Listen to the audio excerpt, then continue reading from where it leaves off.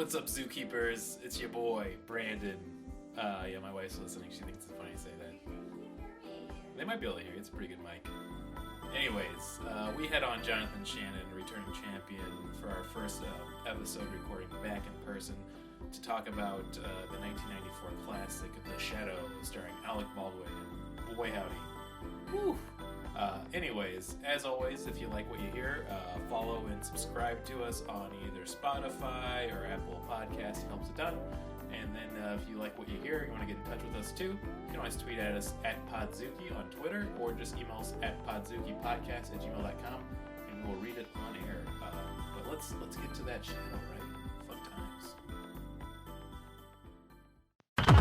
Render unto Ghidra what is Ghidra's. 10 to 1 he sees you through a beaker and a tweezers. Read the fine print and be like, what's the big deal? Spun wheels of steel since broke wheel, big wheel. Back when it was greasy as curl, now it's easy dread. Had a rhyme on how they used to tease him about his peasy head. Yes, y'all, to the beat. Have a ball. This before why I get this all yeah, we got comedy gold going on right now. We gotta start we're unconventionally.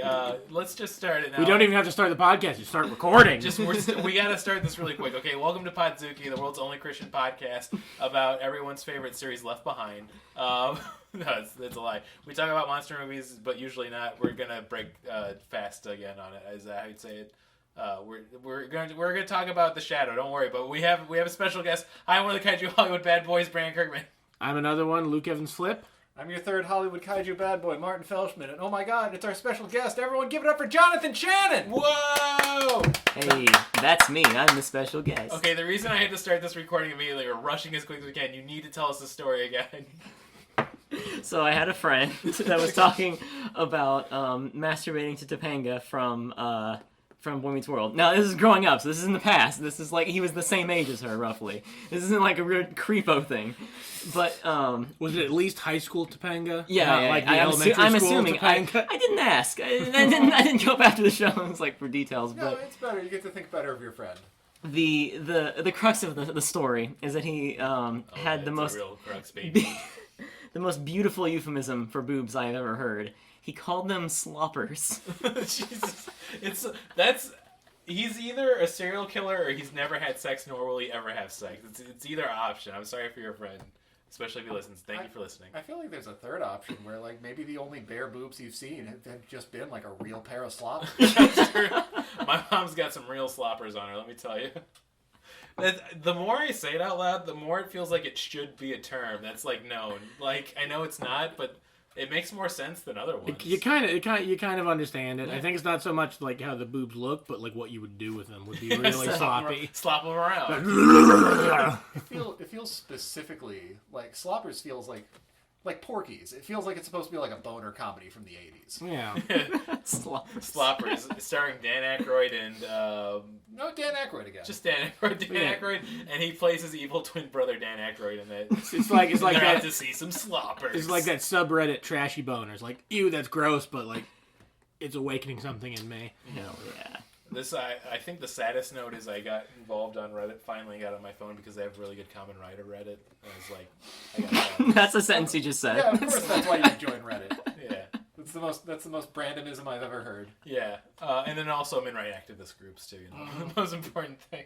I guess I'm making that joke because somebody's just going to cut the audio out.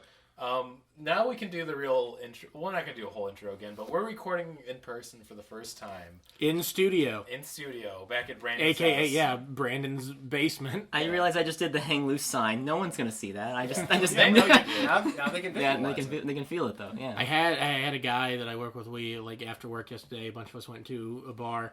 And, like, I've been doing this thing where, like, anytime, like, instead of, like, waving to people, like, let me pass in, like, traffic and stuff, like, I do, like, this, like, Spider-Man's thing, but it also means, like, love and sign language.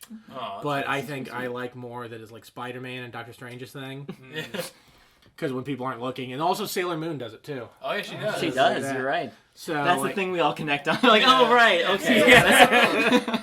Don't know about that nerd shit. We all know about Sailor Moon. But yeah, one of the dudes, like, when the sous chef ended up coming out, like, he got to the bar after us. Like, I did that to him, and he did, like, the shaka bra. Oh, that's a good one. Oh, yeah. I love that. That's, like, a good, like, call and response. If you do this, and they do the shaka bra. But yeah, this is going to be a real good return to form, exactly like Comedy Bang Bang after they came back from pandemic. Oh, those are great. Yeah, the episodes when they got back, there's a noticeable difference right away. Yeah. Now this is the same pet steal shit. Yeah. People are like, oh boy. I thought I'd help Podzooky out a little bit, but it's oh boy. I guess any friend that's listening to this out of duty right now, and then like are 100 followers, subscribers, and then I don't know, personal enemies that might be listening. So Yeah. Hi, Grandma. yeah. I actually hi dead grandma. Yeah, my grandmas are all dead too. I wasn't going to bring that up though. My grandmothers are all dead. Wow, way to make me feel like I don't belong. You gotta kill your grandma, man. You want to be in the little boys club. And yeah, you're not an adult till your grandma's dead. And all of our grandma's names are Martha, right? Why'd you say that name?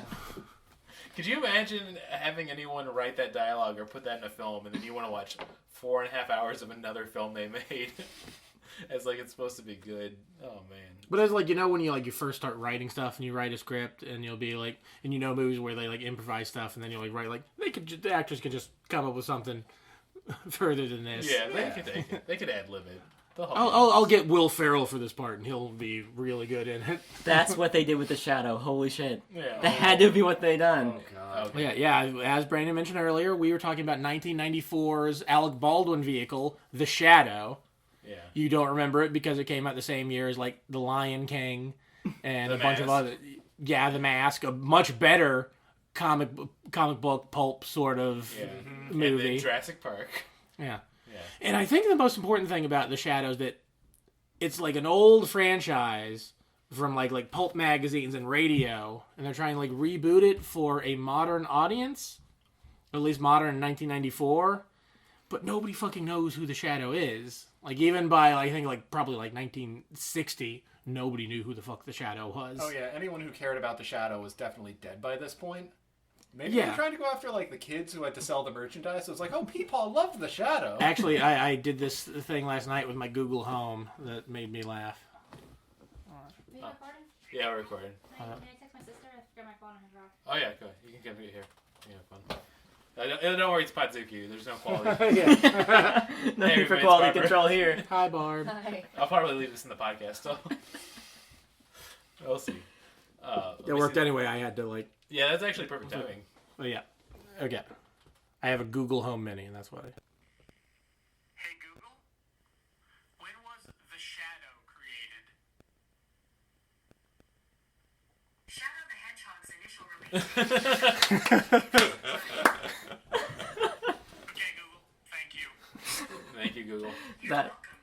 Oh, But yeah, man, I that laughed is so hard when amazing. I asked that. But I asked it again, like several times, to the point where it wouldn't even say Shadow the Hedgehog anymore. It'd just say like 2005. So I had to reset it so I could get the video of it saying Like it was that. legitimately getting upset at you for asking so many times. Yeah, I was like, Jesus, dude, like you've asked me this so many times. Shadow the Hedgehog will not stop existing if you forget about the day he was made. Don't worry. We know you love him. It's very on brand for us too. Yeah. Oh, yeah. We should do a review of. No, wait. Did we talk about the Sonic the Hedgehog film? We talked about it in the pop culture end of year episode. Oh, that's right. That's why it's like having weird like fatigue flashbacks. Like I could have swore we talked about it, but like not whole. Yeah. Yeah. I think the funniest thing about the pandemic and COVID-19 is like it's become such a staple of old bus signs specifically still having the Sonic the Hedgehog movie poster up. And when I see that, I instantly just imagine the first few weeks of lockdown and COVID-19. They were on all of them. Yeah. Like I know exactly what you're talking about. You know what? He could run fast, but none of us could run fast enough to get away from COVID-19. Let's have a moment of silence for all the 600,000 dead. I'll edit that part out. For Hey. sure. Yes. I survived Wonderfully it. tasteless. Yeah, that's true. But I guess before we get into talking about the movie proper, this all came out within all of our lifespans, right? Yes. Yes. Like we were children, fairly like old children when it came out. What are your memories of it? 'Cause The toys were fucking cool, dude. well, that's what I remember. I remember mostly the toys. I knew it was a movie with like I didn't know who Alec Baldwin was back then, and I knew like it was like they were trying to make it a big deal, but like I don't give a shit about this. And I remember the toys because it was also this was around the same time they were re-releasing the Star Wars trilogy. So I remember there being a bunch of Star Wars toys. Yeah. Yeah, that's the Star Wars toys were also very cool. Yeah. I also have a distinct memory of I decided that it would be really cool to customize my own Star Wars toys, so I took one of the Jawa 2-packs and I took a Sharpie marker and drew all over it, and when I was done, like, this sucks. I don't know why I did this. It's such a clear kid memory of mine. Of, like, I wanted to make something unique and, like, use my artistic skills, and I just completely ruined a Jawa. Yeah, sometimes you just ruin toys. We've all been there. I mean, I wasn't trying to do anything artistic, but I remember I had this lamp that you could flip over, and I remember putting some of my X-Men toys in there, and my Cyclops, like, melted to it. It looked real fucked up and cool. That's pretty cool. I was actually 2 when this movie came out, so I don't have any memories of the marketing or the toys. But I bet the toys were cool. There are neat set pieces and lots of cool little gadgets. The only toy I really remember, though, was the taxi car. Like, I think it had, like, some bells and whistles to it where it could do stuff, but, like... Because, yeah, he doesn't have, like, a Batmobile. It's Peter Boyle's taxi. Did it include a Peter Boyle action figure? I don't remember. I'm sure there was a Peter Boyle action figure, but it was probably sold separately. Oh, man, back to my phone. I can't see if there's a Peter Boyle I action figure. want to get a Peter Boyle action figure and then, like, find, like, other action figures to, like, recreate Everybody Loves Raymond. Like, do an Everybody Loves Raymond It's just him yelling at Raymond, even though it's the shadow. Oh, man. I don't remember any marketing, any of the movie, other than my father fucking loved this movie when I was growing up. Like, Does he still love it, though? I don't know. You should. That'd be so fun if you ask him the question, like, give him a call, or next time you see him, like, you remember the Shadow? He's like, oh, the Shadow, I love it. He used to occasionally go, the Shadow knows. Now, do you know if your Such a father, dad. like, knew about, like, was a fan of the Shadow prior to this movie? Yeah, my father's super old. He was born in 1947. He is pre-Israel. Oh, wow. Wow. That's sad, because then what did they do themselves as a governing state before then, right? Like, how So do they have any democracy? So he could We're have pro-Palestine by this, by the he way. could have easily been listening to, like, the radio serials. Yeah, exactly. Okay. Yeah. And if you don't support Israel, you're a bad Jew. I'm gonna. Okay, I'm gonna stop this. I'm only referring to your father as Magnum PI now. It is that you mentioned the Jewish part because, like, We're really going hard into it. well, it's that This is a weird term. Martin mentioned it, and I didn't realize it till, like, the first time I watched it, till the end of the movie, when he's in the Shadow outfit, and he's got, like, it's not like a mask, it's like a scarf that goes up to, like, right underneath his nose, and his nose is huge. Yeah. But you don't realize till the end of the movie that he's in, like, prosthetics, like a prosthetic nose, and also a prosthetic chin and, like, cheekbones. Yeah, like, I think he's supposed to look older when he's like that, too. But why? He's got, like, a mask that covers his face. See, I like this because that's the common complaint we always had as kids, like with, Superman. It's just he takes off the glasses. I like he really thought it through. He's like, I'm going to put a mask on, but then I'm going to use my psychic mind powers to also alter my face. He looks like a cartoon gangster. Yeah, that's pretty cool. I have an alternative theory. Maybe they just cut a bunch of lines where people are like, "Man, the Shadow's got to be some weird heeb." Only if you are Jewish, so only people can say these things, I feel like. Not me, though. But... Oh yeah, no, I'm the only one allowed to say that here. I'm gonna just stop with all the Palestine jokes earlier. I mean, they should be a free country of people. Yeah, I agree. Yeah. Come on, audience. Yeah, free Palestine. That's right. We're Twitter acrobats. Free Palestine, that's a deal. Wait, 2 for 1 Palestine. Yeah. We gotta get over there. I get all of Palestine?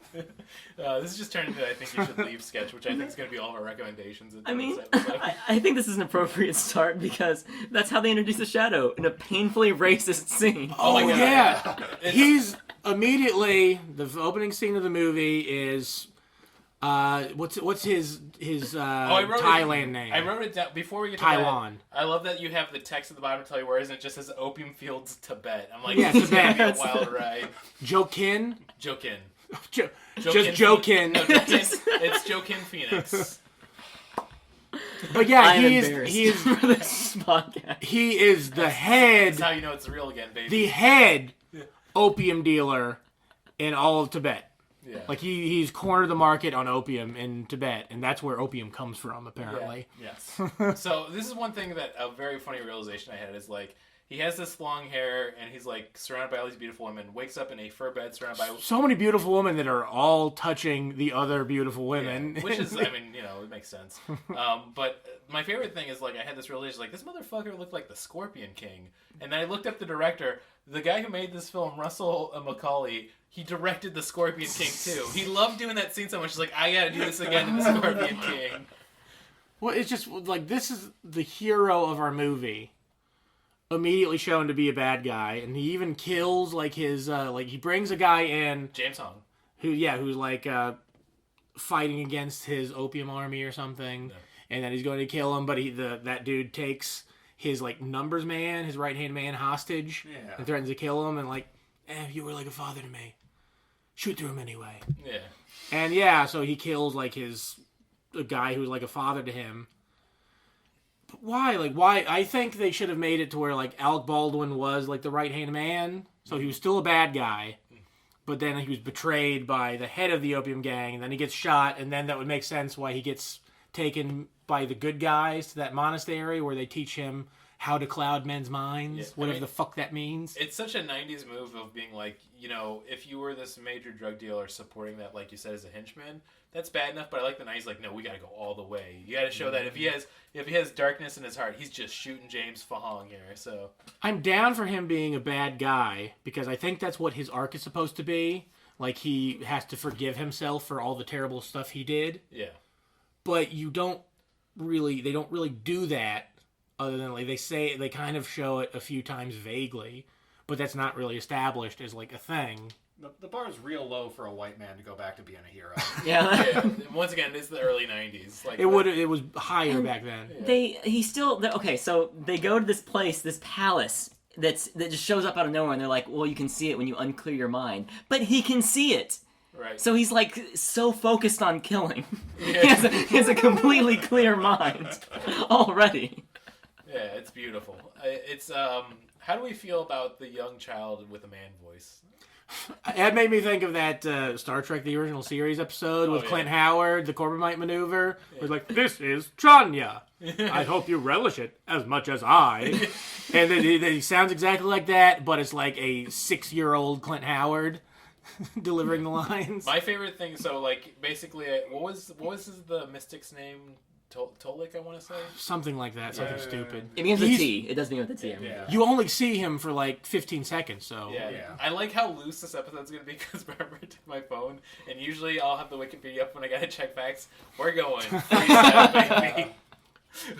We're going to see what happens with this. But so, Turok, the dinosaur fighter, basically, like, has him, like, saying, I'm going to train you in the ways to uncloud minds, like you're saying. He picks up a psychic flying dagger with the worst CGI I've seen in a while.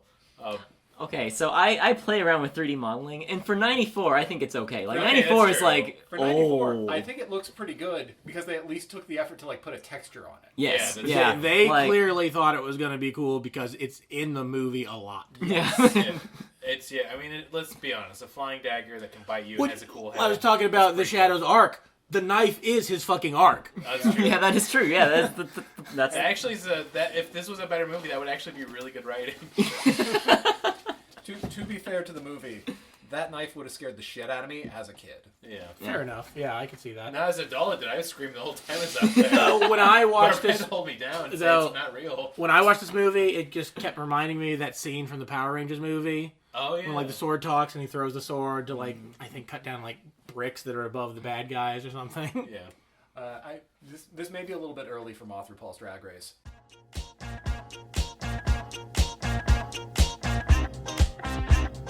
Moth RuPaul's Drag Race.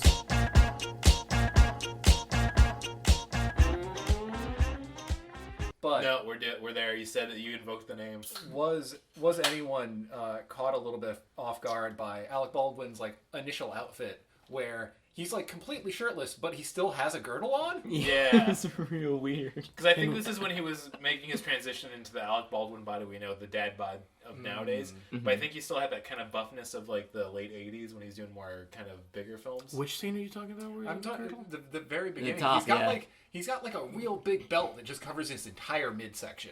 I guess when he's like got like the opium nails and shit. Yeah. Huh, I didn't notice that. I did like the opium nails touch. That was very well done. Yeah. That was nice. Well, that's a very like 1930s Asian stereotype, like the Fu Manchu, like they Yeah, always look like right. monsters. Oh man, I can't wait till we get into the delightful racism of this film. It is so fucking racist. It is definitely like you get all of the tropes: the noble savage, the Mongolian horde coming to take over the world because that's what Genghis Khan wanted to do. The second scene with Sheik Khan. Yeah. Is that his name? Once again, we're flying freestyle. When he baby. goes in, when he like the shadow like goes as Lamont Cranston to like confront him, he's like eating his rice with his hands. Yeah. Yeah, that's really weird. Like, he would do that still? Even though he's dressed very dapper and like... Yeah, that's the he's only totally scene he wears a acclimated. fucking suit. Since we're in Mothra RuPaul's Drag Race and we're talking about that, I think we can put it in this because it's more of a piece of clothing than an actual like makeup.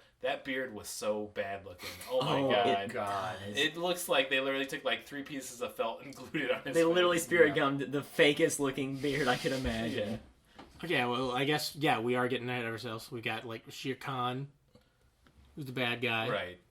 Wait, is it Shere Khan? I thought that was the bad guy from Jungle Book. I was trying to say, I think Shek Khan, something Khan, Shaka Khan. Shaka Khan. I'll go with Shaka Khan. Shaka Khan. It's Shaka You Khan. can also just say Khan, because that's what they call him. Yeah, it's Yeah, Shaka Khan. We're really because going he is away. the sole descendant of Genghis Khan. And you had to get back on track because this is kind of where it goes to after the scene of we get robbed of a montage. They literally just put text over explaining what happens. So, why have that opening scene where he's, like, an evil opium dealer at all?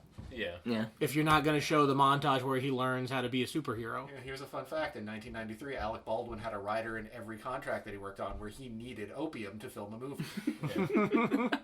But he never inhaled. If I don't get opium, I'm going to scream at my daughter. Yeah.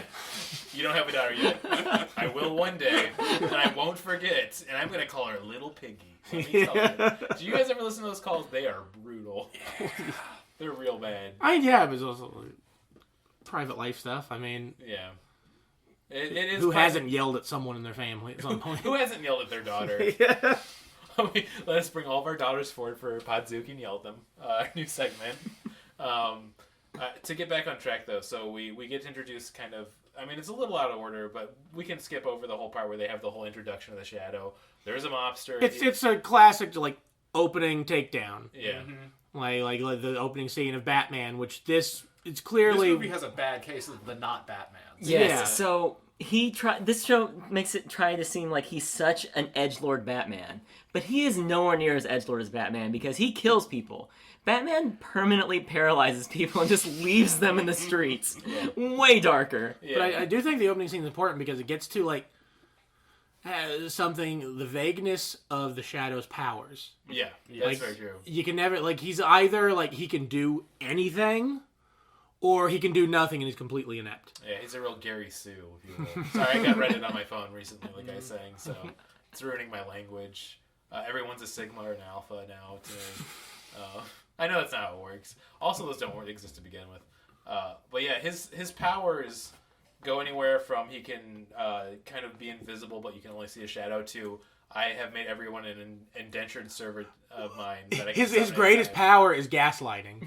It really is. And when he meets the woman he can't gaslight, he's terrified of her. Yeah, they don't really do a good job of making him seem like a likable character. I mean, maybe of the standards of...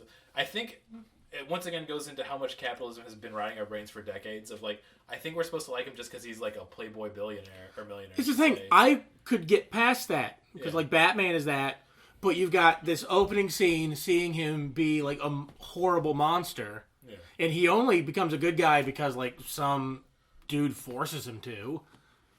Yeah. Yeah. So, like, he just never seems to be a good guy.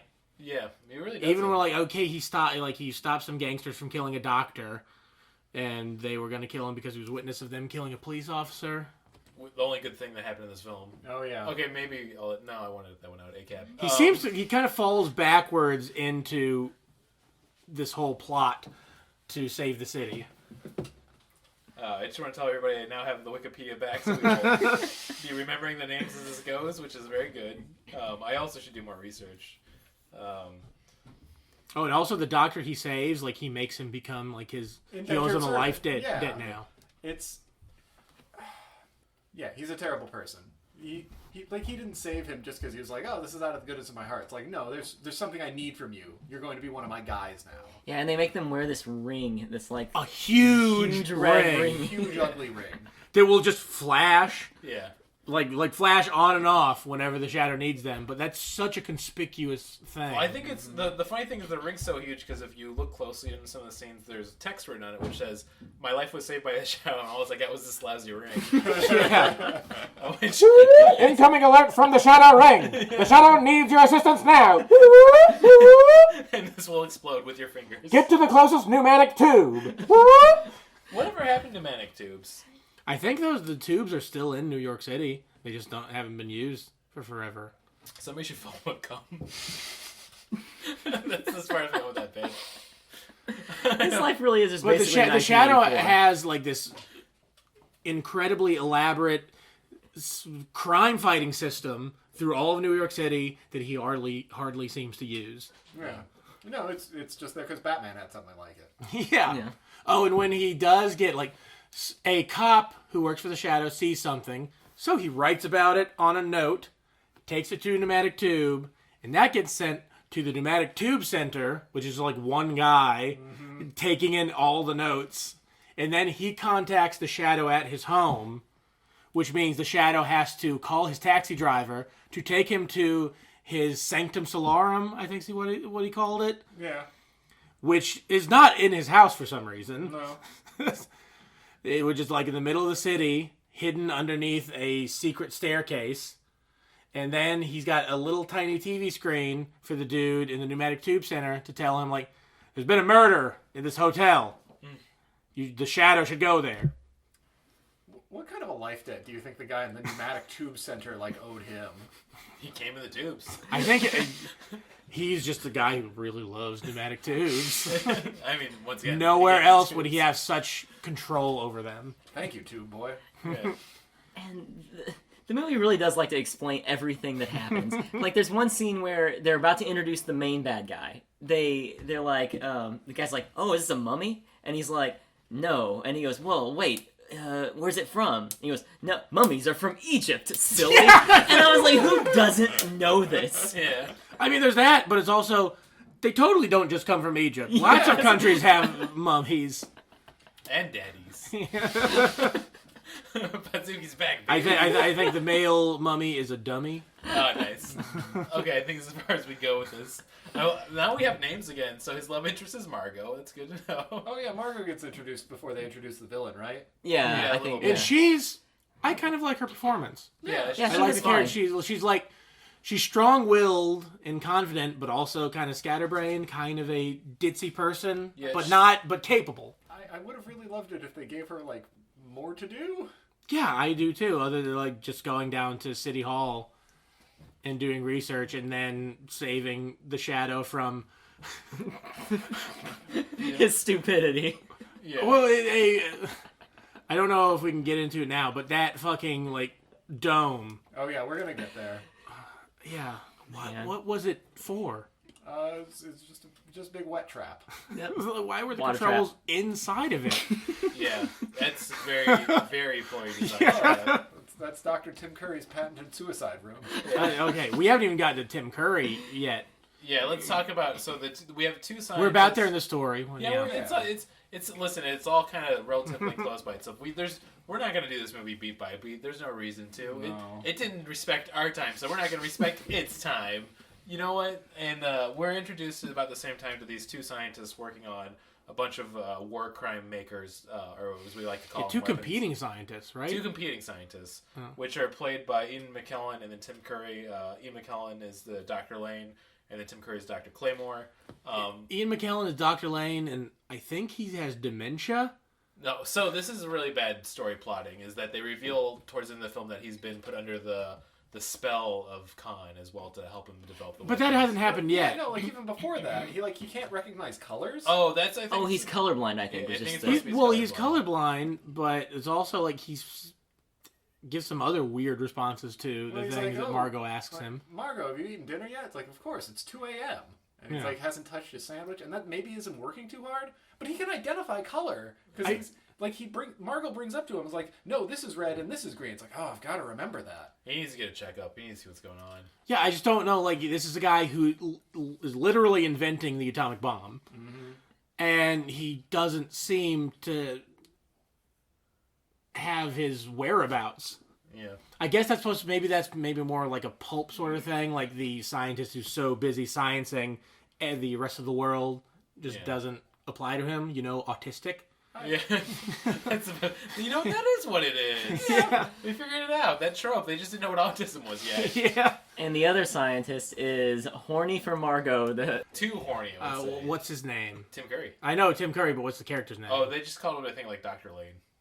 Okay. No, Dr. Lane's the father. Dr. Claymore. Dr. Claymore, that's what it is. That's it. Yeah. Oh man, Tim Curry is so great. It's this Slimy. smarmy, disgusting. They honestly look like they oiled him up between scenes. Like they got they as definitely much did. baby oil as they could, and they stuffed him in a suit. They're like, "Go nuts, Tim Curry!" He's like, Oh. "Let me at him." How sweaty he is in that last scene that he's in yeah. with like the Tommy gun. They drench him. I think they realized Tim Curry was too attractive for that role, so they had to dial it up to make Alec Baldwin look better. Yeah. But it's someone like you get it was Tim Curry's always one of those where I don't know what Tim Curry's actual sexuality is, but he's definitely has some gay vibes.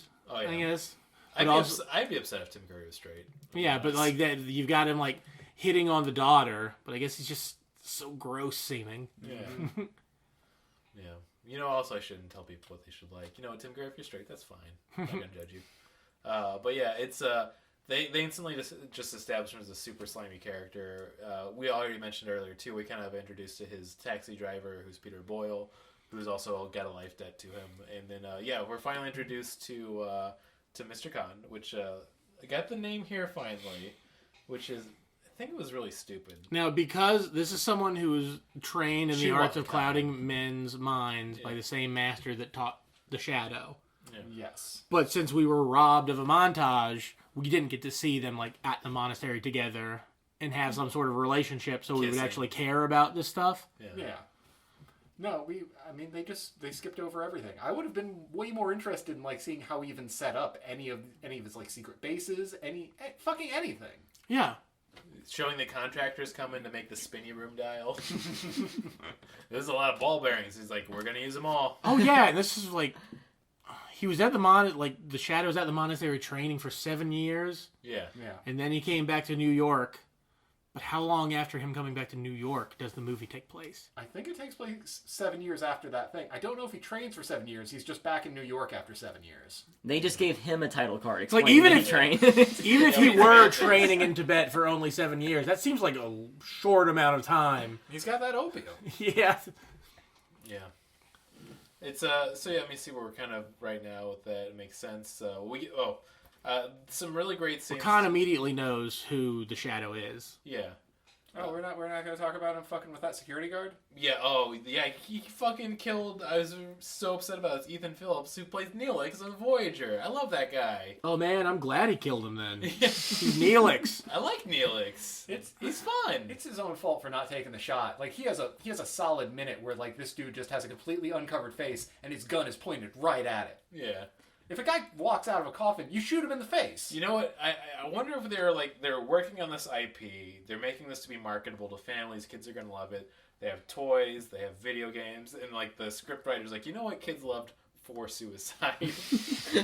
That's what we got to get in. We got to spend a good hefty. There's a lot of forced suicide in this movie. There is a lot. I think almost everyone dies by that actually dies. Yeah. That isn't just a random henchman. Yeah, our hero gets in on it too. It's not just the villain. Everybody's having a blast. So the hero quote unquote and the main villain meet, and the main villain proposes to him, we could be great together. We will form our own armies and send them to each other to die in our own battles. And he's like, no, I won't do that. And the rest of the movie is them doing exactly that. It's almost like how politicians work exactly. It's just really fun. I would never do such unspeakable war crimes. They're like, get the war crimes going. Obama, you're silly with all those drones. Anyways, they have a few meetings like that where it is instantly bodies to the floor. My favorite is when they have the one meeting where he's in the suit for the first time. He has his one assistant come up to try to shoot him, and I don't know why he doesn't realize this. Well, he mentions my Mongolian guards, their minds are weak, which I feel fine telling you that when your powers are telepathy and mind control. And then literally he's talking and he's monologuing the whole time, and he's like he's watching the shadow like look over to the Mongolian, like do the shadow eye. Yeah, he's Super shadow He's eye. like clearly not paying attention to what he's saying. His face totally letterboxes every time he does his Which power. makes me sad, because I don't think Khan has a lot of like personal confidence in himself, because if people aren't paying attention, it's like, I guess I'm boring them. Who cares? Oh, yeah, I was gonna say there's a lot of like single bullet guns Yeah. in this movie as well. They have a total Matrix moment again when they shoot the guns at each other. Oh, I yeah. have to talk. We have to talk about the scene, because after they fucking shoot and the bullets hit, both characters are acting like fuck. It's like they want to high five and talk about how cool that was, but they know they can't. Yeah. And it's not like that reveals any information. It's No. just like 1 in a million chance that could fucking happen. Yeah, they can't control bullets or anything. Yeah. That just happens for That no would be- reason. This would have been the best film if, like, literally the whole trajectory changed after that. Where that happens, like, what are the chance? We can't do this anymore. We gotta change our ways. We should go do the lottery, man. This is a sign from God. We're becoming religious. We're gonna open our own parish. Oh man, that would have been good. We gotta take this act on the road. And there you go, Sister Act 3. We did it. Old habits die hard. Oh yeah, hell yeah. But that was after the scene in which Khan kidnapped Margot, and for some reason Khan's mind control works on Margot, even though Lamont Cranston's doesn't. Yeah. Because he's immediately able to control her and does a really creepy, like, scene where, like, he takes his, like, hands over her back and she's wearing, like, a backless dress. Mm-hmm. Yeah. Ugh. And, like, kid gives him, like, oh, you're going to kill the shadow. And it's basically just how she figures out who the shadow is. Yeah, once again, there's no heroes in this film, because if the Shadow's powers did work like that earlier, he'd have been doing the same thing to her, too. And when they were... Okay, so when she does go to kill him, he obviously doesn't die. He makes her back to herself. Because of how he... I think his interior designer... Oh yeah. I guess for putting a mirror that's facing the door, but somehow sees him sitting in the corner. Yeah. I think the reason it's really good design, because his favorite saying when people would be leaving is like, hey, listen, I hate to see you go, but I love to watch you leave. He wanted to figure out a way to make it last a little bit longer, and so like the mirror gives him like a few extra seconds to look at that butt. Yeah, she shoots the mirror, and because Khan gave her a gun that could only hold a single bullet and did not give her more of the bullets, even though you saw there were like 6 in the case that he had, he only loaded 1, then gave her the gun. He had a lot of confidence in her. Yeah. Something the Shadow never has. Well, he does say in the next scene when he confronts Khan while he's eating rice with his fingers while wearing a double-breasted suit, like, oh, why did you send her to kill me? He's like, I didn't send her to kill you, I sent her to die. Probably would have worked better if I'd given her more bullets, so you would have to overpower her before she could kill you, but, you know, you win some, you lose some. Yeah, they're having fun. That's what matters. Both of these boys are having a good time. Yeah. That's right, Shadow. I killed your mirror. And he also does that thing where, like, she just stops and, like, waves his hand in front of her. Mm-hmm. Then he says her name and it snaps her out of it. Then he starts screaming at her. Even though he clearly should know, because he's the Shadow, that she was under mind control, so she doesn't remember everything about what was going on. Maybe he doesn't know that she knows that he's the Shadow yet, and he thinks like, well, I just gotta act like a man. And think like a woman. And this is the part that's so... Again, it goes back to the over-explaining everything. She's like, wait, I was here to kill the Shadow, and I'm here, and you're here, and I'm awake. Wait, does that mean you're the Shadow? It's like, it's delivered just like that, too. Yeah. Like, even the stupidest kid in the audience of that movie theater and figure this out by the point. It's like, come on. I think there's so many gems in this film that it goes from being annoying to becoming charming the longer the film goes. And she's immediately down to bone after she finds out he's the Shadow. Yeah, they get late. They get late. That's how that works. Yeah. I will say, I don't think they Yeah, ever it's do very get laid ethical. They get until, like, the very end of the movie when you see them kiss. You know what? That is true romance. Of like, it's not like, oh, I got laid last night, or oh, I fucking laid it down this pipe. We got laid. Yeah. We shared a moment together. I like this. We're marketing that TM. Yeah. It's our new T-shirt. T-shirt. We got laid. Yeah. And it's just 2 people holding each other lovingly. It's really nice. And in between them is a giant, big old Podzooky symbol. Oh, one of them has the Shadow mask on. Oh yeah. should do it. So I have to draw big old Junos now? I don't want to do Oh that. my god. Oh, I misheard that for a second. I thought you were talking about movie. giant, like, Junos, like Elliot Page. Giant Juno. Okay, t-shirt. 2 giant Junos, Elliot Pages, holding each other. With a line of it says, "We got laid," and then the symbol of Podzooky at the bottom. On the back it says Free Palestine. I'm gonna make this t-shirt. Oh my god. Oh, it's so good. Do I put that stupid flag from the Juno poster too in the background? Yes, of course. It terrifies me that you have the total abilities to do this. No, It might not be this. an empty threat. Yeah. It's, I'm picturing is like just says just the Juno poster, but it's like one of us pregnant. yeah. Oh man. I do love Then a the good other two impreg. standing around him. I love a good impreg. One of my favorite jokes when I first started doing stand-up going was like, what's Rick Ricardo's favorite independent movie? Juno. It's such a good joke. Rick Ricardo, old reference. Yeah, that didn't do well. I'll say that to fucking bomb. That was just for me. That was just for Daddy. Y'all didn't watch Nick at Night in 1992? Who's got 2 thumbs and was this guy with them pointing at himself? Yeah, so back to this delightful romp of a film. I talked about this with Jonathan earlier while we were waiting for you to get here, which was they have one scene that's kind of leading up to the finale where they're chasing Khan, and they come up to this empty lot, and they spend like 5 minutes looking at the empty lot. And Yeah, because Khan disappears. Yeah, Khan disappears, and Alec Baldwin's like staring, like, something got to be going on at this lot. And then Peter Bowley's like, it's just a lot. And I was just thinking about how great it would be if it was just a lot, like that had nothing to do with the film, like this weird autistic choice.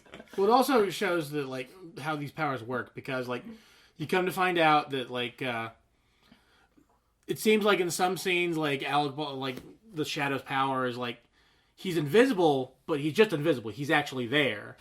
Yeah. He's like he's not actually disappearing. He's just making you think he disappeared. Right.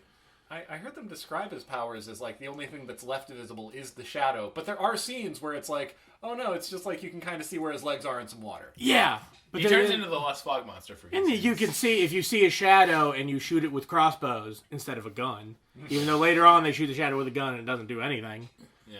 But yeah, they managed to capture the shadow. But it's also like, so could somebody like jump that fence and walk through the lot, or would they just hit a wall? Because the hotel's actually there. He's just clouding everyone in the city's minds. I think honestly, it isn't. I don't think he's smart enough to think that far into his own powers. Yeah. He, at every turn, he is outsmarted by the bad guys. Every turn. Every single time. They even comment on how dumb he is and how weak he is. Yeah. Every single time he's in a fight. The only thing he figures out in this movie is that they're making a bomb out of what's called board stem or something like that. Let me find what It's it's bronzium. Bronzium. Yeah, I remember Eric because Bronzium. it's so stupid. Yeah, Pierce Bronzium. And he goes to his indentured life servant, Dr. Friend, and he's like, he pours some Sprite on it and figures out that it's bronzium. Yeah, well, he says like, oh, it'd be impossible to make a bomb like that unless you had this thing Like that a beryllium exists. sphere. That's a real thing. A beryllium sphere. Unless you had this other thing that was dropped earlier in the movie. Yeah. So yeah, this is getting us kind of towards the end of the film already, which is perfect. Which is Before we get there, I do want to mention like the first post-opening scene shadow action sequence. Yeah. When he's attacking a bunch of Khan's men, and like he doesn't seem to be great at fighting. No. Because there is like one of his fights he only wins because he forces both of them off the balcony, and then like just has managed to like work it over to where like they land on like a gargoyle on one of the next levels, but like he lands on top, and then he says the line like, "Next time you can be on top." Yeah, which is real weird. It's very weird because I think by 1994, most people like kind of understood the mechanics of gay sex. Yeah. So, They're not people in the 1930s. not in the 1930s at all. Like if that were a line from the 1930s, that might actually be like brave. Yeah. That'd be so weird if the lamp is like, "That's right, I'm talking about gay sex." And then he Your just like penis in fucking my winks. asshole. I just wanted Very to mention that forward line. Thinking. Yeah, he was definitely trained in the Steven Seagal era of fighting. Like, there's that really weird feeling of kind of punching. I have a theory that Steven Seagal's like a treant from Lord of the Rings, where he doesn't age, but he's just gonna keep getting larger and larger. So it's like, I guess with his outfit, because like back to RuPaul's Drag Race, the outfit itself's not bad. It's a long black like trench coat, Yeah, a It's sleek. red scarf that comes. I think should like go over his nose, but It you can still definitely see should. his nose. Yeah. Because I think Vincent Valentine from Final Fantasy VII had to be largely inspired by the look of the shadow. Yeah. They just realized, like, you can't have that big fucking honker. Yeah. He does kind of a big nose, though. Yeah. And again, I think it would look so much better if it were just Alec Baldwin's actual nose, like actual face. Definitely. Alec Baldwin's not a bad-looking guy, especially not in 1994. Oh yeah, Yeah. he was like you said, he was starting to put the pounds on, Yeah. put the pudding away. But yeah, he was still like very face was all great. I mean, you gotta carb up before you yell at your daughter. Yeah. Everyone knows that. He did Glenn Ross just to train for screaming at his daughter. That whole scene when he's Put that fucking coffee down. that whole scene when he's like just concentrating on the billboard and explaining the mechanics. He's just imagining his future daughter up there. ABC, always be child abusing. Always be calling to abuse your child. There we go. They both work, which is great. Listen, it might seem Another shirt. Yeah, it might seem mean, but he also did yell at his daughter like that. So sorry. Yeah, to get back to, I guess we should get towards kind of the end where he kind of finally raids the Lot Palace, if you will. Well, all he's go ahead. Can we talk about that scene on the Empire State Building first? It's so great. They have those sailors who are just like talking bad on Khan's outfit. Well, my favorite part was there's like Empire State Building pennants. Get your Empire State Building pennants. The building we are at currently, the Empire State Building, on the very top. Gets right, gay sex. That could be done so much for this film. Oh my God. So one of those sailors like comments like, "Oh, hey, nice dress," and then Khan fucking mind controls him to jump off the building and fucking kill himself. Yeah. But it lines up perfectly with the shadow. With the shadow talking to Margot, it's like, yeah, things are falling into place. Like right as this guy fucking dies. Well, you falling from see the him like flagstone. bounce Yep. off of like one of the lower levels of the Empire State Building. He's got like those tiers. Yep. Bounce like a cartoon, and then fall even further. It was one step away from doing the boing sound effect. Yeah. Right before this man met his demise. Well, that's not the first time they played a man falling off a building for a laugh. Nope. Like This- they had earlier Peter Boyle reading up like how to train your psychic abilities. Like, I feel someone approaching. Yeah. Like Once one of the again- bad guys that the shadow threw off the building landed. This But at least that was a director- villain. This director specifically really thinks people falling into death is funny as shit because he also directed The Scorpion King and Highlander, which both do Oh. have people being thrown from buildings. And the movie Falling to Your Death, a comedy. 2 hours of laughs and, Yeah. and spills. It's he does that movie The Bridge, that documentary, but like adds like funniest home video stuff to it. Like, also- oh, what am I doing up here? Like, oh, I guess I'm falling. It's also a 5 minute long film. I thought it was the unofficial sequel to Falling Down, literally falling down. Yeah. Oh man, yeah. Shout out Maybe to people Roland. falling off buildings is funny.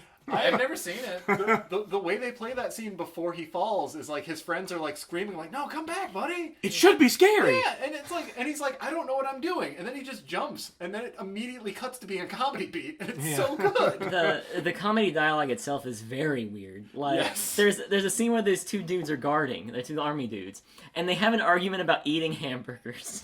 That goes on for at least 2 minutes. Oh yeah, that was they were guarding the building that like Ian McKellen was working in. But my headcanon for that scene is like they're a couple, and like that's why they were talking about where they're gonna go for their date after work. So that kind of helped it for me. Oh man, we could have made this a lot better. Though he did say like pizza. Yuck. Like, who says that? It was, I mean, Someone it was who the hates 30s. greasy Italians. Yeah, I guess so. That's a good time for it. Yeah. Man, Martin beat me to the 30s racism. I was gonna have fun with it. Yeah, it's we can get to kind of like the final raid of him figuring out and getting out of the stupid water room. Okay, we do have to talk about the water. Okay, let's room talk a about the little bit. water room. Oh yeah, the water room. It's where like I guess that's where Tim Curry's lab was supposed to be, but that's not a lab. No. It's a fucking dome, like an industrial dome that only seems to be designed to drown people. Yeah. Because it's like Tim Curry goes in there. We don't know why. Like, I assume he was supposed to be trapping the Shadow, but he seems kind of surprised when the Shadow shows up. Maybe it's like his think pod or something. Maybe he does like sensory deprivation tank. Sensory deprivation tank. Maybe it's like one of the early models that's like really big and bulky and fucked But that up. thing's got to be so echoey. How are you gonna But then you deprive can't see your the echoes in your senses? It's mind. supposed to be echoey, so you can like you take the smallest sound and it reverberates and it like I don't know, it fucks your brain or something. I don't know anything about. He goes in there and he sings "Sweet Transvestite" at the top of his lungs. Oh man, great movie. Yeah. So yeah, the Shadow gets there. He's surprised. He's like, "Oh, the Shadow!" And he figures out the Shadow. Like, it seems like he turns the water on as soon as the Shadow shows up, just so because he knows how the Shadow's powers work. Yeah. I assume like Khan told him about it because Tim Curry is the only person who works for Khan who isn't under his control. Like he joined him of his own volition, which I guess Yeah. is supposed to They again should show have us. one scene explaining why he doesn't control him. He just sees him like, oh, too slimy. It's like Can't get through all that the brain. greens. It's so gross. Yeah, but sorry, I interrupted you as you're saying. Oh no, I was gonna say like he's so slimy that he joined him of his own volition. Yeah. I want to evolve into a human. That's definitely a thing they would do in like old stories. Like, oh, now it's okay to kill him. Yeah, Yeah. Oh, absolutely. Because his death is... Everything in this movie is His just, death's a fall, too. Yeah. Yeah, it is. And he's laughing the whole way through. Which it is funny. Like, okay, one of the last scenes near the end when Tim Curry, like, he's told like go and kill the Shadow by Khan, and he doesn't want to because he's like smarmy and a coward. But he goes anyway. Then the Shadow captures him in a room, and he does like the Batman thing where like he's scared, so he's just shooting in every single direction and laughing his ass off, and like, oh, I must have got him. Then the Shadow comes and like just calls him pathetic, and then tells him to get out of there. And I thought like, oh, you're not gonna kill him? But then like he clouds his mind and tells him that like, oh, that window outside of the 10th story, that's your exit. And it literally, very cartoonishly, brings up the word exit. Yeah. But I mean, there's another layer too. Just like Because even if that were the exit, you don't yeah, throw yourself that's what I was through gonna an say, exit. is, like, I've never jumped through an exit window Yeah. before. Like, oh, there's the exit window. Whee! Like, oh man. I guess they had to remove those for safety reasons. They were very popular in the 30s. Yeah. And Tim Curry calls him a coward and a sissy the whole time. And, like, he is. Like, he hides and then convinces him to die by suicide. That is the Exactly. most That's what I felt cowardly like with thing. like the. I also felt with like the queer stuff. Like it was like, oh, that's what you would call me, but I'm calling you those names. Oh my god, does the Shadow kill everyone via suicide so they can't get into heaven? That's so evil. Fuck. Yeah, man, we got a lot to consider with this. Yeah, we're at the final scenes in the Hotel Monolith. Yeah. Good. And where, like, but it does have, like, one of my favorite Tim Curry scenes, like, when Ian McKellen, who's still under mind control, but, like, Tim Curry is like, I bet you didn't think I would become best friends with a warlord, did you? Did you? And he's, like, flicking the back of Ian McKellen's head. And that's the best scene in the movie, just with that performance, because he's acting like a little school bully. So petty. Just, there's nothing good about this person. No. I like he even does, like, the weird spit up in the last few scenes before he jumps out, where he's, like, really getting into it. Like a Tim Robinson spit opening a door take. Oh, yeah. It's really good. You should have just done it on the thing. It sounds cool. Oh, yeah. I'm sure they'll still hear it. I'm gonna amp it up. It's really good. I'm gonna get so loud, people. Luke's I have to beer tell count. Yeah, this podcast drinks and fucks. We That's- want you to there's know anything I that. want people to know. This podcast Well, is not drinking fucks, and we fuck. drink. Yeah, You definitely fuck. yeah. Just sadly, that's all. Very sadly. So yeah, they get to the final scene before the final fight's happening, or I should say concurrently. The doctor's broken from the mind control spell with his daughter, and they have to defuse the bomb in a very silly scene. I think, as Jonathan was saying, it's a really, really enjoyable kind of. It is. If escapade. it'd been more like they're clearly trying to do Batman, but they're trying to do like Tim Burton Batman. If they maybe tried to do more like Adam West Batman, Yes, because that's what made me think of like that scene of like Adam West in the '60s Batman. Like some days you just can't get rid of a bomb. Such a good scene.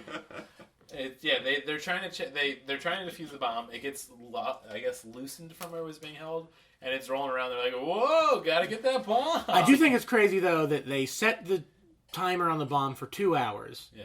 Then they're like, okay, how are we gonna get out of here? Like, there's an airplane waiting. We leave in 1 hour. Like, Yeah. why not leave now? Yeah. Because the Shadow only seems to care about catching Khan, not stopping the atomic bomb. No.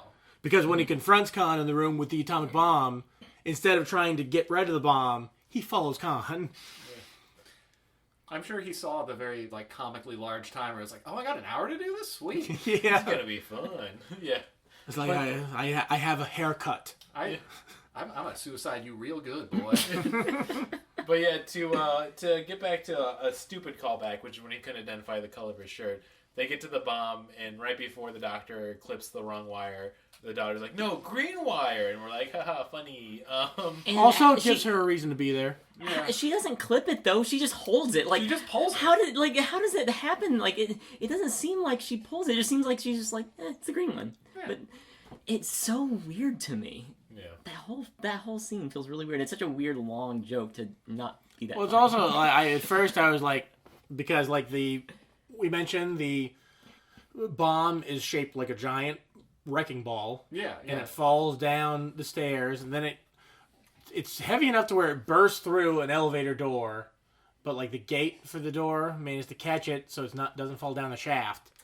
And they go like this is very precarious. Like Ian McKellen gets on there, but then the daughter gets on it too. Oh, because she knows he's gonna fuck up. Yeah, fair enough. But it's again like Ian McKellen seems to have dementia in this movie. Yes, he does. It's very delightfully Scooby-Doo. As you pointed out earlier, they beat the bomb somehow, and it like chases them down the flight of stairs. What I love was the La setup la la la la la la la la They should have got the la. banana splits. Just have them run in the scene. What I love was the setup for how they got that bomb going in the first place. Because they're trying to defuse it while it's standing there, but then I think Khan like actually cuts it down. But he has that rotating floor that he used to fuck with the Shadow first. Oh, that prop from Flash Gordon. Yes, exactly. Oh, also, we should say, right before this, he had a fight with the Psychic Knife, and they made friends. Literally, that's all you have to say for that. That's an important thing, but yeah, that did bother me because that's when you like, what happened like in his brain where he finally figured out what to do. Because like I said, his arc should have been he forgives himself for the terrible things he did before, and now he's a good person. He hasn't thought, like, people falling off things is funny. Yeah.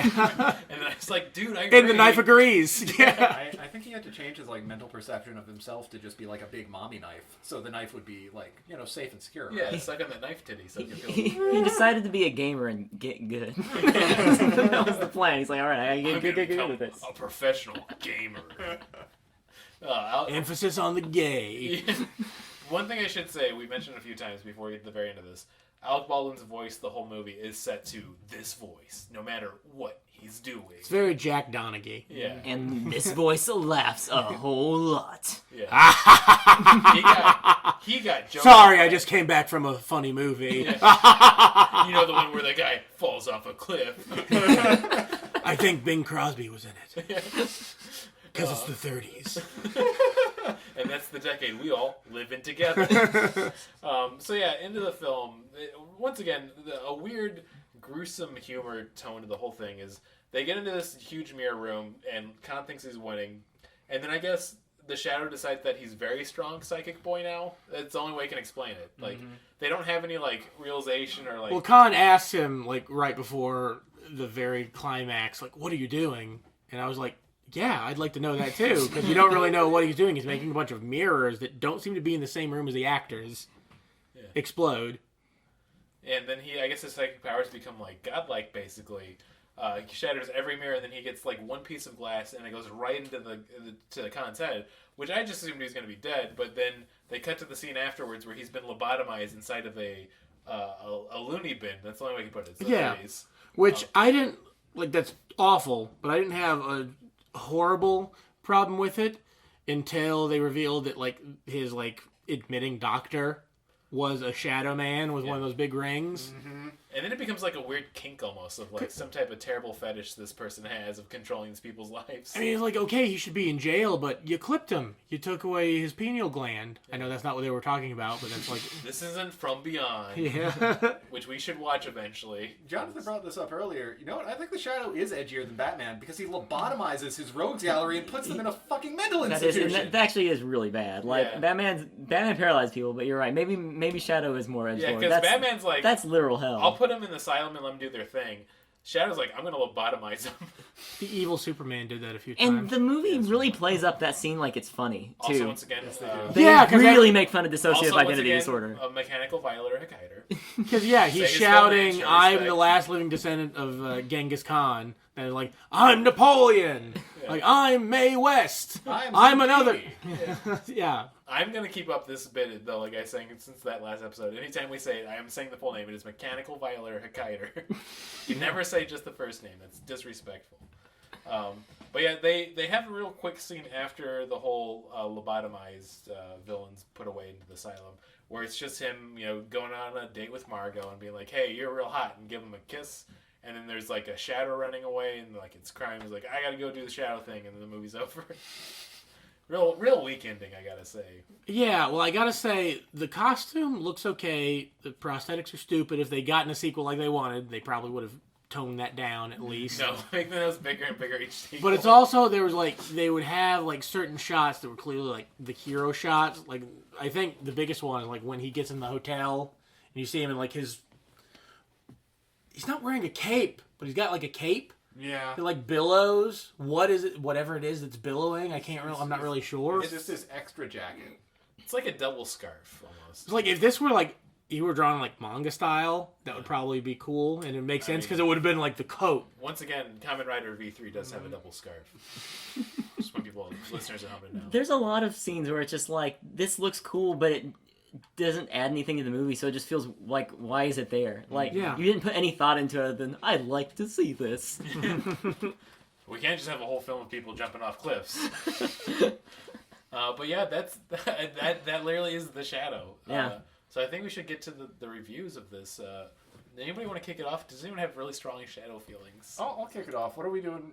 Okay, I'm doing this. Yeah, I'll let you make the rating. I always do it. Let's do out of 5 henchmen thrown off a building. Yeah. Or you know what? No, 5 bad guys suicided off a building. Okay. What if we should make this one the permanent rating system? Oh, I don't want to explain the plot of the Shadow again.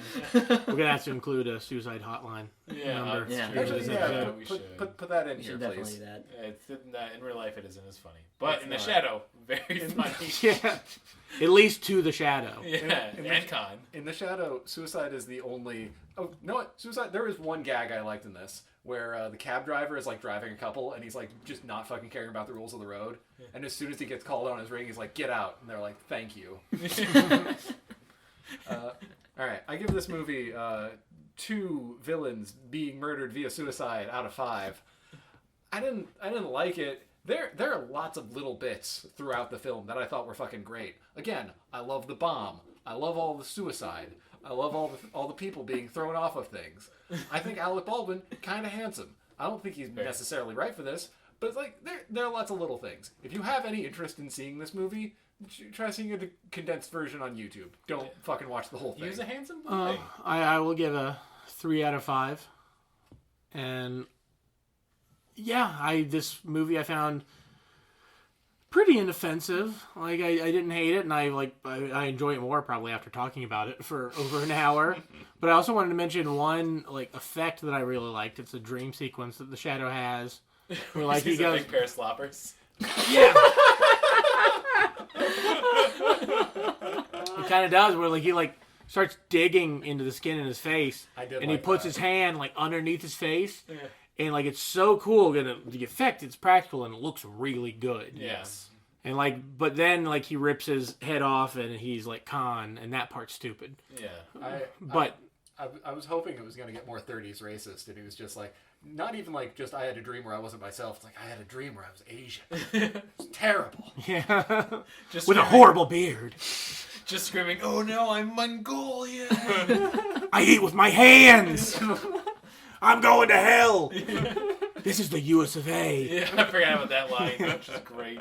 I'm going to give this 2.5 out of 5 people getting suicide off a building for jokes and jollies. This film is really dark when you actually do think about the plot elements.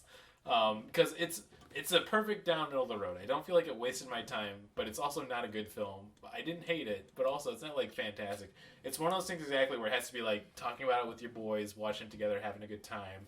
But if you're just watching it for yourself, you're having a bad day. Something's going on, man. But if you like watch it and you're like, I'm gonna have some goofs and talk about it with my friends. What I'm saying is, it's one of those good movies to watch with people and have fun making fun of. But you're not gonna like really go out of your way to watch it by yourself. I feel like, no. Unless it's like. I mean, yeah. Like, I live alone, and yeah. I was about to say because I also did watch The Rocketeer too, like by myself recently. Oh, my brother. I end up like I'm so good at like even when I go like to a movie theater, I usually end up like being like the only person in the theater. That's happened like 10 times in my life, which is like not a crazy huge number, but that's a lot. Yeah, that is. It's fun to go to a movie by yourself though. It is cool, but I'm talking about like in a movie theater, it's just no one else there. I think that's nice too. Honestly, I've not been I've been by myself with another. I sound like an idiot. Someone else and I have been by ourselves. Yeah. We got there. Yeah. My friend Harvey, he's the giant rabbit right next to me. Damn, that's a good movie. That's actually a good movie. Well, my name's Harvey. Okay, so I would honestly, I'll give it 3.5. Murdered by suicide for giggles out of 5, because it is a clear vision. Like, I feel like this person had a clear vision of what they wanted to make, and it's a bad one. Like, really? I think they were like, all right, this is how I want this to look. It does have. I think they had a dishwater vision of what they were. Definitely not as extreme, but it definitely has like that Birdemic or The Room feeling of like this person knew what they wanted to do, but it doesn't mean they're good at it. Like there's like some really cool effects. Like they put a lot of like work into these effects to make them look neat, and they're just dumb. Yeah. The story's dumb. The script is horrible. Big name actors all over the place. But I think it's a hoot. Like it's definitely a weird vibe. Yeah. It's definitely we brought it up very vaguely in the beginning, but it's like it has a very bad case of just wanting to be Batman. Mm-hmm.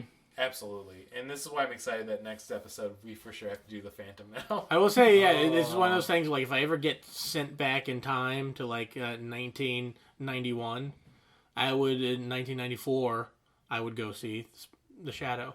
Oh, I thought you were going to say you were going to kill Alec Baldwin. No. I would probably like to save the world. I'd probably go see other Alec Baldwin movies that came out in the 90s. Would you? Okay, if you traveled back in time to 1991, stayed there until 1994, would you stay there until 2001 to prevent 9/11? Well, I mean, if I stayed till 1994, it would be because I don't know how to get back home, so I would just be living in the 90s now. Would you stop 9/11? Oh, I mean, probably not. How the fuck do you stop 9/11? That's a good question. Like, I just go to the CIA, like, I'm from the past, or from the future. I mean, you're from further past. I'm from the past. Jesus isn't real. That's a stupid question. It's so easy. You go back in time and you become their flight instructor, but you tell them the way you crash a plane is by landing it. You reverse psychology them. They end up in the... That's how you know you're got a terrorist in your flight training school. They ask how you crash a plane. Yeah. And then you're like, oh, wait, I know where this is going. I'm going to tell them that you have to land it. And then you look to the camera and you wink. Yeah, instead of just reporting them. Yeah. Oh man, that's a good time. Should we just get to the stupid games? Yeah. Yeah. All right. Quit playing stupid games. We haven't been doing that. Yeah. Let's get. This is so exciting because Podzooky's back in person. I'm passing them out, guys. Right. It's stupid. I cleaned them off. We're all vaccinated. Post. No, it's not post-COVID world. We're still mine's weak, so. Oh. All right, we're looking 9-volt batteries. Oh, wow. Yeah, let's see. Maybe try. Let me try. Yeah, this one's also pretty weak, but I don't want a strong one. Yeah. That one had some kick to it. This one's stronger, but it's still pretty weak too. I love that I'm like so good at this. Yeah, if I could get paid to lick battery, I'd be a very wealthy man. You would be. You're a 9-volt sommelier. Sommelier. I had a stroke saying that. You are a connoisseur. Ooh, a 92 Sunbeam. That's a sketch I'm gonna go home and write tonight. I actually tried licking the Switch game. Oh, those are real bad. Terrible. They did not exaggerate on how bad those. So tasted. I found out they made them taste that bad, not just for us as humans, but also so pets don't eat them. So that's why it's got to be really strong stuff. You guys ever taken we would do them in some labs when I was in college, or it's some kind of paper to find out if you're you're a super taster or not? Yeah, pussy. So you're a super taster. Yes. You're a super Yeah, I taster remember. if you like pussy or if you don't like pussy. Super Taster would know what to say. No, that's what happens when they get laid. I say like it. you get the compliment. Oh wow, you're quite the super taster. Or I can't even pussy. repeat that. Man. Yeah, I gotta Yeah. keep that in. I don't know how it's gonna age, but you know what? Fucking cancel me, culture. I'm here. I'm waiting for it. Oh, that's another T-shirt. T-shirt. But it's Juno doing it again. I didn't have a point to make other than those pieces of paper taste like a Switch cartridge. Yeah. I do want to do one of those now because I feel like I do have a pretty good. Someone who like maybe likes the taste and then just like put a Switch cartridge in their mouth like a Jolly Rancher. It's or like something. you would understand. I'm a super taster. It's okay. It's arms. Yeah, it cost me $60 for each one of these. That's how much I love it. All right, for the stupid game section though, I feel like we've done the classic 9 volts back, baby. But I'm gonna do who the fuck is Ron Canada? Ron Canada, you were the judge in Ted 2. We love you, and we hope our guest will too. Now that we have the exquisite jingle from Luke, I had a really fun idea for this one, which is Ron Canada, who we know and love. He's a bit actor, the judge in Ted 2, over 200 roles. He's a working actor. We've done a lot of films and movie series. Was he in this or was that? But I decided to mix it up by quite a bit here. Because here's the one I'm going to do. Instead of me making you guess, I'm going to tell you he was in a 2007 film called Snow Globe. And I'm going to read you the synopsis of Snow Globe, which I think you're going to really like. A woman, played by Christina Milian, who longs to have a perfect Christmas, is given a magical snow globe that transports her to the land where every day is Christmas. I'm going to ask What you... year did this movie come out? 2007. So I'm going to mix it up.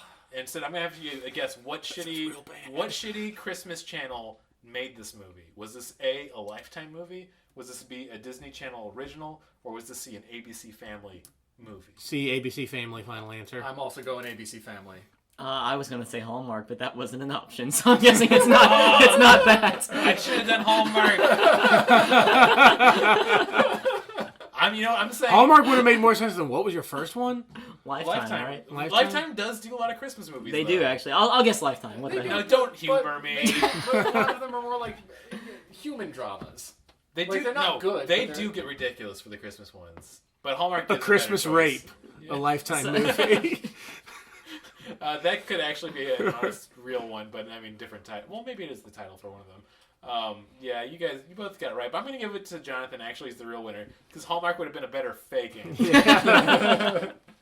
And that's what this game is really about. So, yet again, we salute you, Ron Canada. We've been running for a little bit. I think we should just get into the good old recommendations and plugs.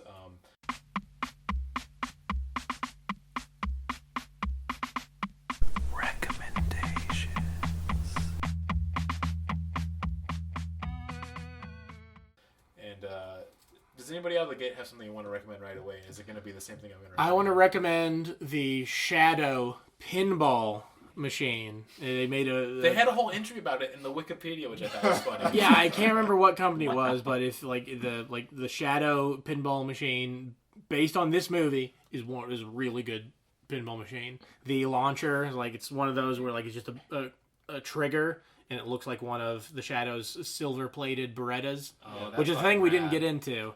He's got cool guns. Well, if he has to kill a werewolf, it makes sense. I do like in the way he draws them, where they're cross-draw, where he has to cross his arms to pull them out. Yeah, that was pretty cool. But they're really only there because he has them in the pulp. Yeah, he never uses them to kill anyone. He's got other means. Yeah. And he's going to have a good laugh about it. I wish that, in the scene with, Alec Baldwin, because you can clearly, he doesn't really know how to hold guns, because he's holding them, walking with them. It's silly. I But like to imagine he really didn't know how so much where they had him saying bang, bang each time he was walking with them. But yeah, it's a really cool pinball machine, and you do get someone like the Shadow going, ha ha ha ha ha ha ha. Sorry, I just listened to a Jerry Seinfeld album. He talked about the silly guy falling off a cliff. There is a lot of laughter and staring. It's a lot like an open mic night. There's a lot of inappropriate laughing and just staring at nothing. Oh, man. You know what? That will get me into my plug too, which is the second season of I Think You Should Leave is out on Netflix. If you haven't watched it yet, I'm gonna give it to you this way. Don't rush through all of it and watch all 6 episodes. Take your time. Like, watch one of the episodes each day. There's only 6 of them. They're all a hoot. I still think he's making some of the best sketch comedy out there. When you get to the corn cob TV with coffin flop, it is, I think, one of the funniest sketches I've seen where I was laughing so hard I had to pause it to gain my favorite sketches so far. This won't ruin it for anybody who hasn't seen them. Corn cob TV, Blues Brothers. Oh, the Blues Brothers one's so good. Driver's Ed. Yeah, Driver's Ed was fun. And the Claire's one, the very final sketch, kind of was upsetting a little bit. I like the Claire sketch. It was funny until that last part. Then it was kind of speaking to human truisms. I think after thinking about it, my favorite sketch right now, at least, is still "I'm Just Kidding." Yeah, it's a pretty good one. I had a big debate about this. This is one of my favorite ones, which a lot of people didn't like as much. Was "You Gotta Give." I know it goes long, but that's what makes it funny to me. Of the calico cut jeans. I like that it just keeps ramping up, and for some reason, the specific line is, "Don't send me loud wrestler videos." Really made me laugh really hard for some reason. I still have yet to see. I've seen about half of the first season, and not in the order or anything. I just been watching random clips of the sketches, but they're fun. I know I need to get on that. He also did an episode of The Characters. Oh yeah, was Tim Robinson and Lady Luck Tonight. Oh man. Yeah. No, I'm a dead man. I'm ruined. Oh man, he's so funny, and even better news is they might be doing a third season of Detroiters now. So yeah, they say they're in talks for it, so we'll see. And then you have to have that Comedy Central streaming app. They have one. Ugh, it's I know that regular Comedy Central, if you my parents have cable, and I went to their house about a month ago. It's just The Office. Oh, that's pretty much all Comedy Central is now. They just play The Office all goddamn day. Grim times. And then for plugs, the Pressure Open Mic's back, which I co-host and produce with Jonathan Shannon, as well as Georgia Gove, Julie Merica, and then Ricardo Angelou, and I feel like I'm missing somebody. You pronounce Angulo very Angulo. wrong. One of these days I'll get it right. I feel bad about that. I still don't know if I'm pronouncing Rob Kushel's name last. Julie Merica. Julie Merica. I always say, I say Julie for some reason. I don't know why. God, I'm a mess. But yeah, that's it for me. All right, I got a recommendation. Shove it. Just how you're saying it, I thought you were going to say that. Watch Odd Taxi. Odd Taxi is a 13-episode anime that just finished its run. And it's well worth it. Good mystery, real cute character designs, just a good time. And for plugs, follow me on Instagram at Weird Thrift Shop Finds. I find weird things at thrift shops. That's it. It's a delight. That's one of my favorite Instagrams. Actually, you find such. I didn't know you had an fucking Instagram shit. for that. I would love to check that out. One of my, I just see your stuff. I don't go onto my Instagram very often. Not to be too mean, but one of the things that always blows my mind with this Instagram of yours is you'll have so many friends or people that'll be like, "Oh, could you buy that for me?" And you're like, "I was there 5 days ago." No one pays attention to me. It's fine. Yeah. Well, listen, I pay attention, buddy. Come here. Thank you. Yeah. Okay. They're kind of hugging. It's They're a straight male hugging. It's a podcast hug. There we go. Yeah, that's cute. Just two bros worried about physical contact. For my plug, my fiance, Debbie Banos, has... Jonathan Shannon found love in his life. Boo! Fingers down. But shout out to Debbie. She just actually finished. She finished her run, but it's probably gonna get picked up again.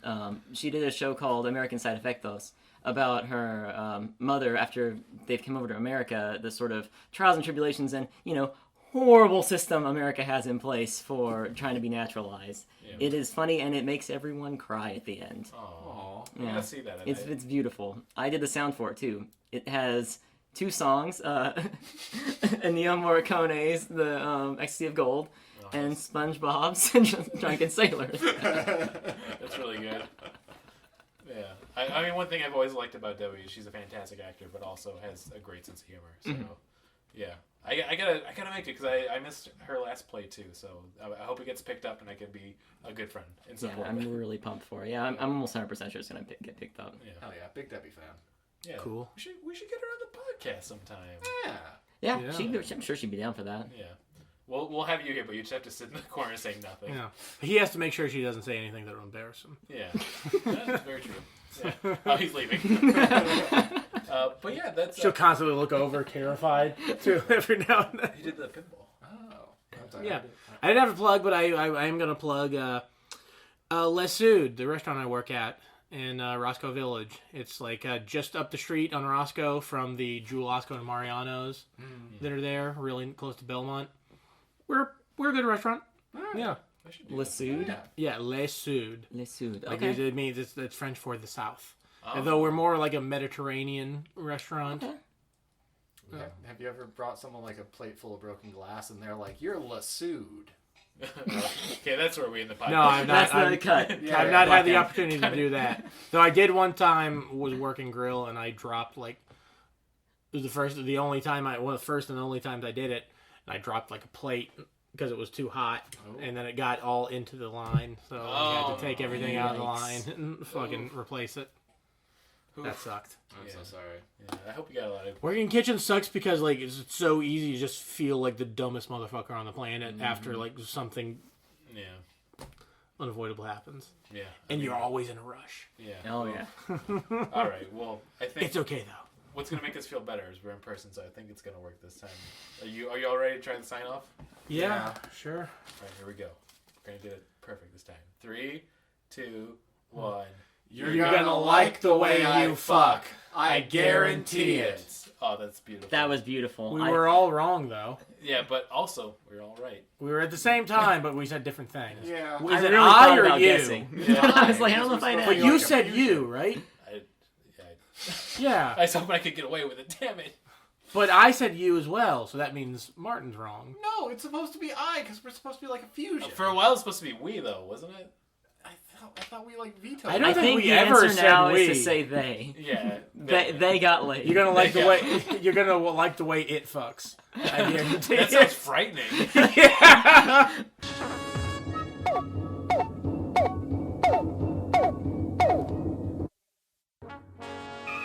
We regret that you have not yet complied with our order. This show has been brought to you by Machine Culture.